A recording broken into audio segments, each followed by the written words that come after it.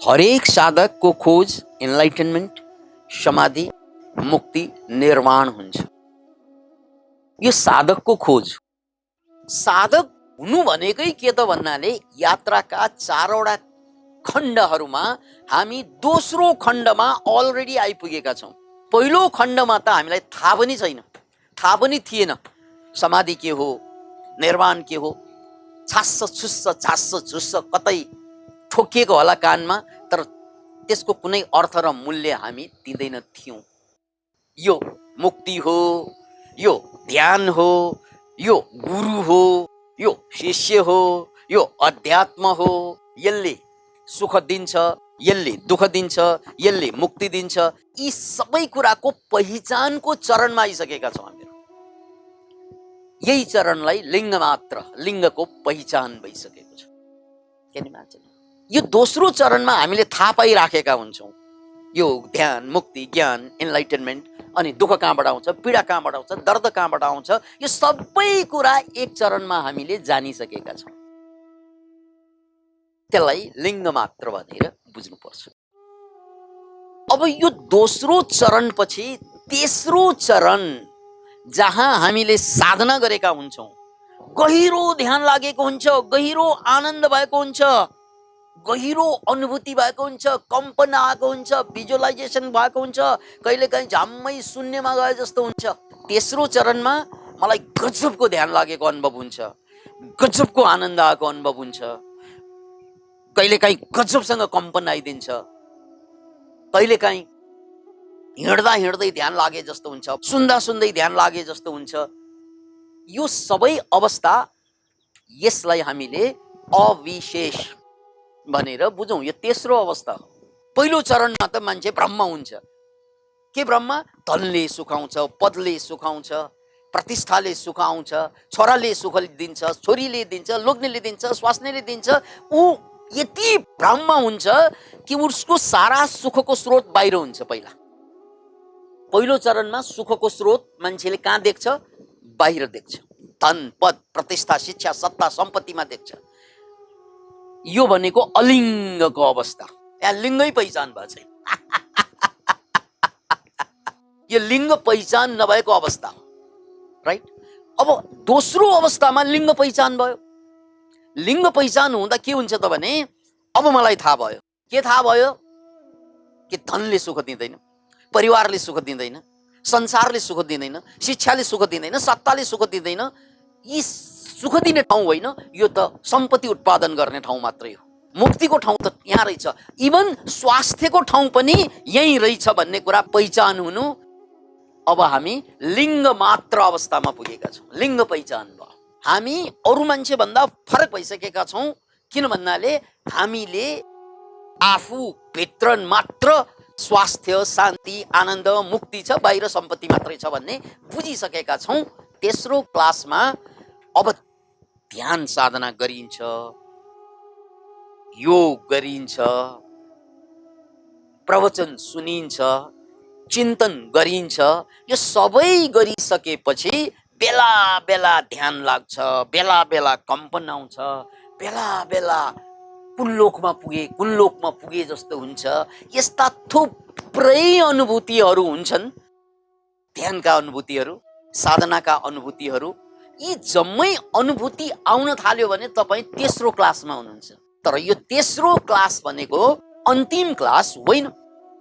त्यसकारण अधिकांश मान्छे यहीँनिर अड्किन्छ। फेरि ध्यान गर्न जान्छ, बडा गजबको अनुभूति हुन्छ। घर फर्किएपछि त्यो अनुभूति स्वाहा हुन्छ। फेरि त्यही झगडा, फेरि त्यही दुश्मनी, फेरि त्यही रिस, फेरि मेरो जग्गा, फेरि मेरो इँटा, फेरि तेरो मेरो, फेरि तेरो मेरो। ध्यान गर्यो महात्मा, ध्यान छोड्यो पापात्मा। यो तेस्रो चरणको समस्या हो।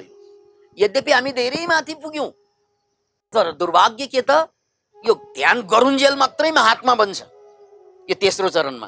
त्यसैले यो तेस्रो चरणसम्म पुग्नु भनेको छोटो समयको लागि शुभ हो।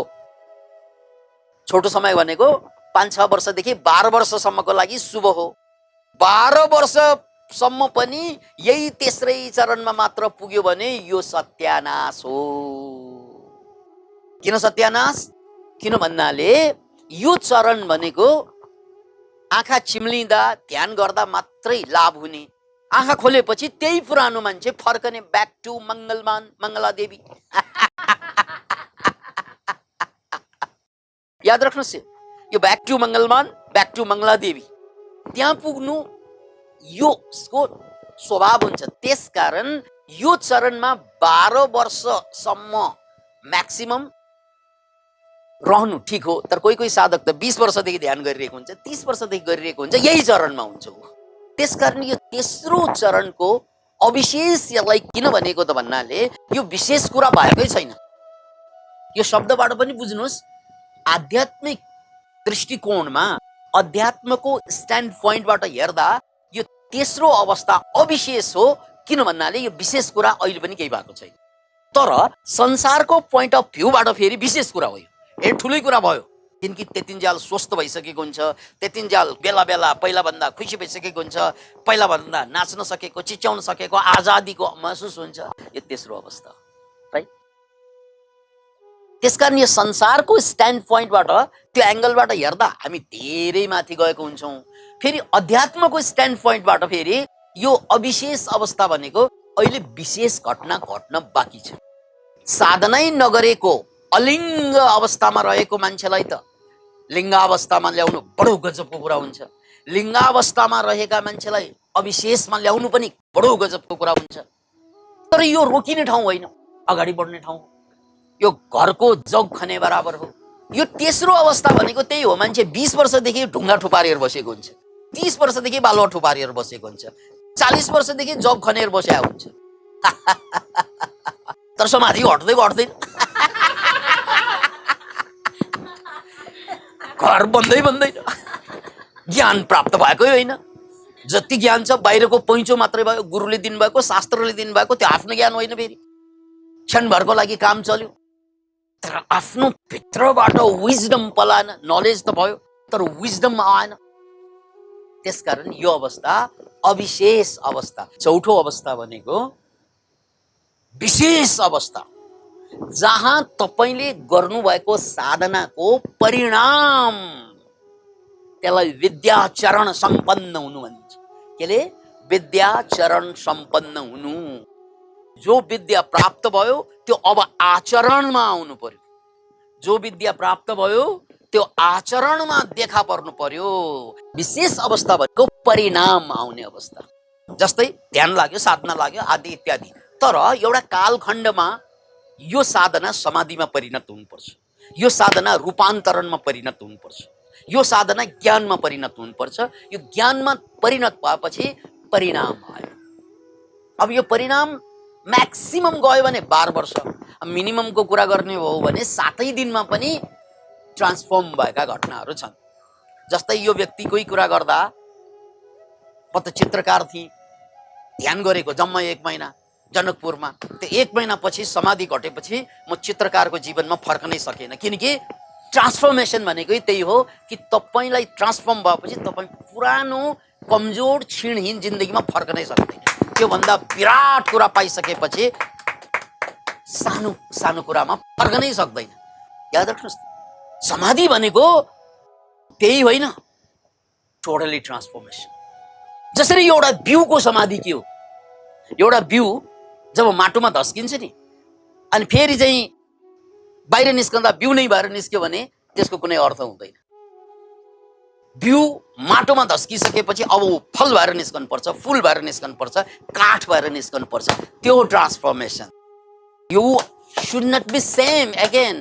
अब 40 वर्षदेखि ध्यान गरिरहेको छु, अहिले पनि म त्यही अवस्थामा छु, तेस्रो अवस्थामा छु भने यो बिउ सड्न थाल्छ। त्यसकारण बिउको रूपान्तरण, बिउको समाधि, बिउको इन्लाइटनमेन्ट के हो त भन्नाले बिउ फुल बन्नु इन्लाइटनमेन्ट, बिउ फल बन्नु इन्लाइटनमेन्ट, बिउ पात हुनु इन्लाइटनमेन्ट हो, ट्रान्सफर्मेसन। बिउ काठ बन्नु इन्लाइटनमेन्ट हो। त्यसकारण बिउ बिउ नै रहनु हुँदैन, परिणाम विशेष हुनु पर्यो, अविशेष होइन, विशेष हुनु पर्यो। यो चौथो अवस्थामा विशेष भइदिन्छ। त्यसपछि अहिले तपाईभित्र अन्जान रूपमा रहेको ईश्वर, भगवान या गुरु या ज्ञान त्यो प्रकट भइदियो। या देवी सर्वभूतेषु शक्ति रूपेण संस्थिता नमस्तस्यै नमस्तस्यै नमः नमः। हरेक भित्र ईश्वर विराजमान छ। त्यो अहिले हामी इन्सान हौं। जब साधनाको चौथो लेभलमा पुग्छौं यो इन्सान ईश्वरको रूपमा ट्रान्सलेट भइदिन्छ। Can you imagine? यो बिउ फूलको रूपमा ट्रान्सलेट भइदिन्छ, फलको रूपमा ट्रान्सलेट भइदिन्छ, यो ढुङ्गा सुन्दर मूर्तिको रूपमा ट्रान्सलेट भइदिन्छ। That is transformation. त्यसैलाई पतञ्जलिले विशेष भनिएको छ। त्यसकारण हामी पहिलो चरणमा नै छैनौं भने पहिलोमा आउने, पहिलोमा छौं भने दोस्रोमा जाने, दोस्रोमा छौं भने तेस्रोमा आउने, र तेस्रोमा छौं भने अब चौथोको लागि तयारी गर्ने, तेस्रोमा छौं भने अब चौथोलाई केले रोकिरहेको छ, अब मलाई अझै साधनामा गहिरो जानको लागि के चीजले रुकावट छ त्यसलाई छोड्दै जाने। अनि त्यसपछि बाधा हटेपछि जे बाँकी रहन्छ वातावरण बन्छ र त्यो वातावरणले तपाईलाई ट्रान्सफर्मेसन गर्छ। याद राख्नुस्, जबसम्म वातावरण बन्दैन, त्यसकारण हामीले द गाभा 369 इन्भाइरोमेन्ट्स भन्ने फर्मुला किन दियौं भने इन्भाइरोमेन्ट बनेन भने, वातावरण बनेन भने के हुन्छ त भने, वातावरण बनेन भने अन्डा चल्ला बन्दैन। अन्डा चल्ला बन्नलाई वातावरण चाहिन्छ, राइट? तपाईले अन्डा त बनाउनु भयो, ठुलो उपलब्धि भयो, तर त्यसले वातावरण पाएन, छोप्ने काम गरिएन भने, सुरक्षित राख्न सकेन भने सर्पले आएर खाइदिन्छ। त्यसकारण अब यो अवस्थामा पुगेपछि वातावरण निर्माण गर्ने काम अझै गर्नु। जय होस्।